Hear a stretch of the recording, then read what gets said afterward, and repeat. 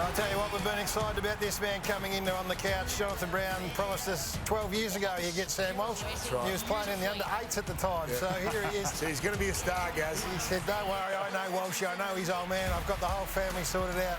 Sam's knocked us back 15 times, but we've worn him down. And after a little bye weekend, he's freshened up. He's wandered into the on-the-couch set. Great to have you in here, mate. Thanks for having me, Gaz. Yeah, I pushed it back a few times, Brownie, but you put the head down in season, but after this bye, fresh and... Hey, we loved it, mate, because every time you said no, Brownie just shrunk a little bit. Not much can make No, I knew my boy had come through, so... Well, he grew up a big Brisbane Lions fan. Oh, did he? Yeah, absolutely. He used to come in the rooms, the young fella. Photos or something? Who was your favourite player? Yeah, it had to be John O'Brien from down number 16 on his back, absolutely. Yep. So there we are there. He used to come in and annoy the little tackle in the room. He couldn't even look at me in the photo. Maybe that's why I pushed him back a little bit. That's when he first hooked you up to come on the couch. First asked you. Yeah, absolutely. So from a great football family down there, he is the 16. I knew that'd come in. He's on the ground like his hero all the time, falling over. So it's great to have you, mate. We're all fans. The whole footy world is, of course. Yeah.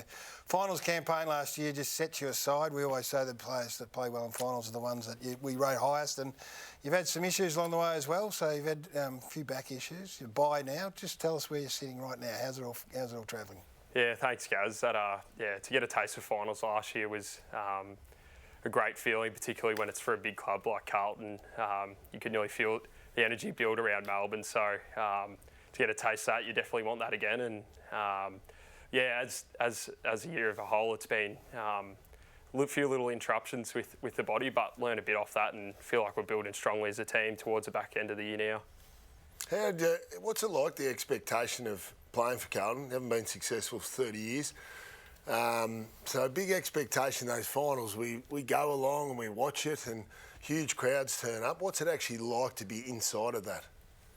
Yeah, I think it's definitely, you don't take for granted being able to play for a club that has massive support, but I think since we've been at the club, a lot of us boys have seen the tougher days, and I think we're really trying to build a culture that's hard-working, a team that plays for each other, and I think since Fossey's came, he's really starting to build a culture that wants success, and you speak to all the old boys at Carlton, and they just want us to feel the emotions that they had through the great times of, you hear about the 70s, 80s, 90s, and even before that. So that's what we're aiming to do, but it's been an enjoyable process, even though there's been some ups and downs along the way.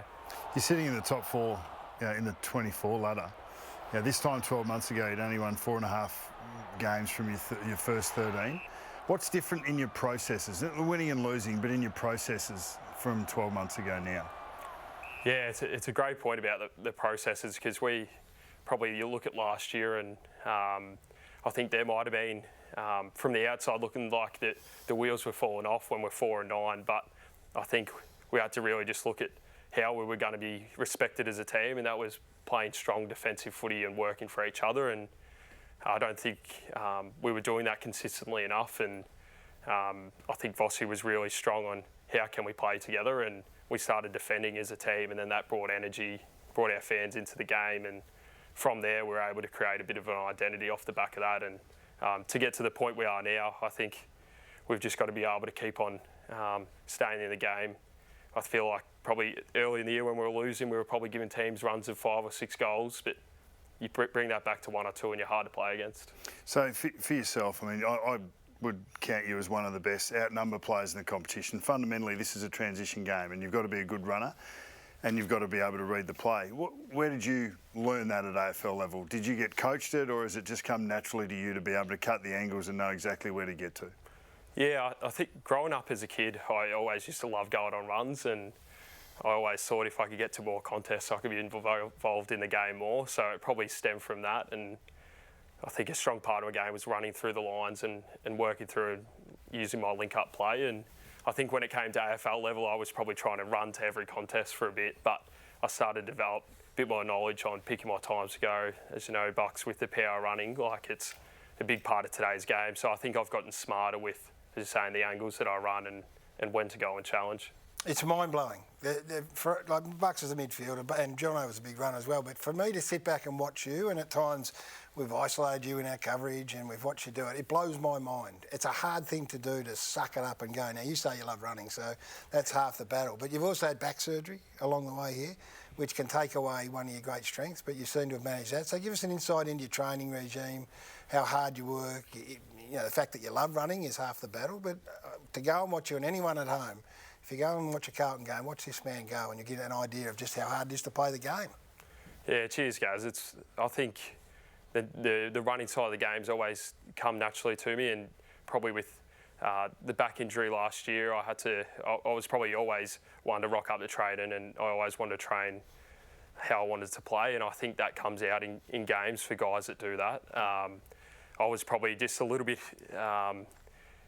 I'd come in and do 40 minutes of ground balls, and then I'd do extras after training, whereas now probably after the back, doing a little bit more work in the Pilates side of things and prepping my body to be able to train at a higher level and then recover on the other side of that. So I think as you go on, you learn tricks of sort of ways to structure my week better and be more efficient with what I do. And I think those setbacks have made me a more well-rounded athlete.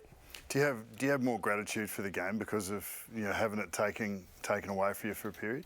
Yeah, absolutely. I probably growing up when you're playing footy, you don't really think of injuries as a thing, and I've developed a fair bit of empathy for the guys that have had to put up with.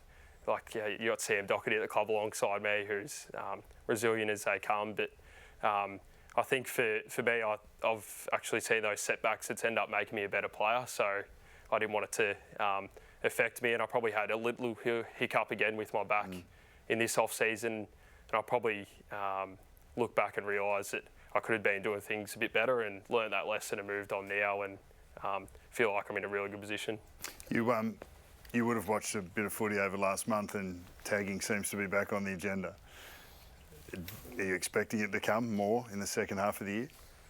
Yeah, I think so. I probably haven't really faced a hard tag until we played Sydney up there a couple of weeks ago, James Jordan, which learned some great things out of it. You might have to give me some tips, but so I have probably tried to force the game a little bit, and I think sometimes when you're playing a guy that's a good runner like Jordan, you've got to be able to find ways to look to work him into the contest and then spread out.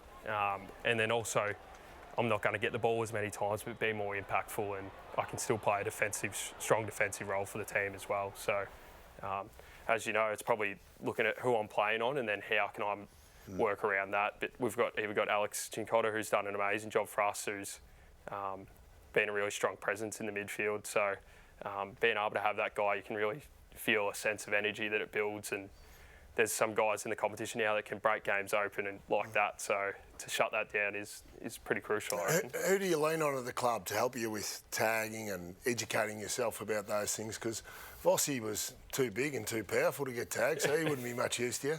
Yeah, well, and Crip are the same. They sort of go about it in a different way, the sort of brutes of the game. But I was probably very lucky to have Tim Clark, who's our midfield coach, and he's very good at watching vision, and he might even say, have a look at a Zach Merritt or how a Zach Butters handles a tag, and you see little craft elements that if you do that a couple of times each quarter, you can slowly wear away at them. I was wondering if you watch other players at other clubs as a benchmark, and right now it's Heaney and Warner, so I go back and have a look at them, and they've kicked 21 and 22 goals each as midfielders that can go forward. And I went back to have a look at you kicked 6, 8, 12, 5, 6, 2. Is that a part of your game where, I look at it and go, there's not many areas you can get better at, but is that something that you're cognizant of, and have you noticed that this year? Yeah, I think kicking goals is one of the funner parts of footy, so I'd like to get a few more, but we've got some great forwards up there as well, so if I can probably get the goal assist number up, would be crucial as well, which I think I worked on a lot more last year, and probably that last kick going inside 50, I reckon I can keep on getting at, and I think those guys really power run and make things happen in the forward half of the game, and with my running ability, I think I can build into that. But the two-way running in the game is the biggest part, and I think this year probably, you mentioned those guys, they finish their work really well, so that's an underrated skill. A couple of the issues in our game, and one that affects you because you're in around contest situations all the time, is the change of interpretation, the holding the ball. So how have you handled that? How has the club handled it in negotiating your way through it? Yeah, I think it's sort of funny with the rules. We sometimes put a different lens and it might go to extreme for a couple of weeks and then work its way back. Me as a ball winner, I want to be able to drive through a tackle and possess the ball well. I think they might be a bit quicker on that at the moment with you've still got to be able to give the ball carrier a bit of time to dispose of it. But we have umpires come to our training sessions and you can get a feel for it pretty quick. So I think if you're a strong outnumbered team, you're going to get rewarded either way. So there's definitely a conscious feel that I've got to get rid of this ball quicker or maybe knock it on.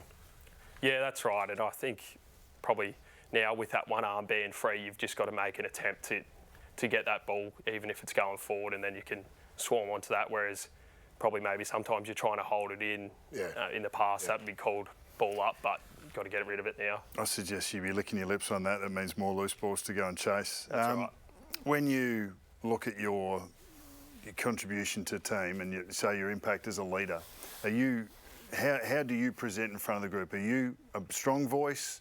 Are you quiet, softly, but you speak when you need to? Where do you see your development as a leader and driving the team?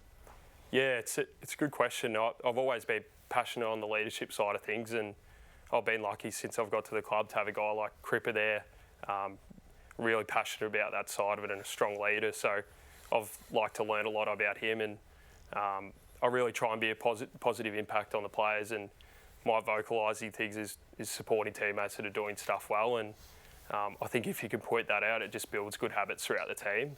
I think as a group we can keep on working on challenging guys when we probably lose a little bit of concentration, but I think me as a leader want to lead by example and also be that positive influence on players. Last one, mate, before you tell us about the Carlton Respects game on Friday night. You come charging out of the middle, you're clear, you're in space, you've got Charlie on the lead, you've got Harry on the lead. Who you go to? Harry. Or Jonathan Brown coming through the middle. I'll pick Brown.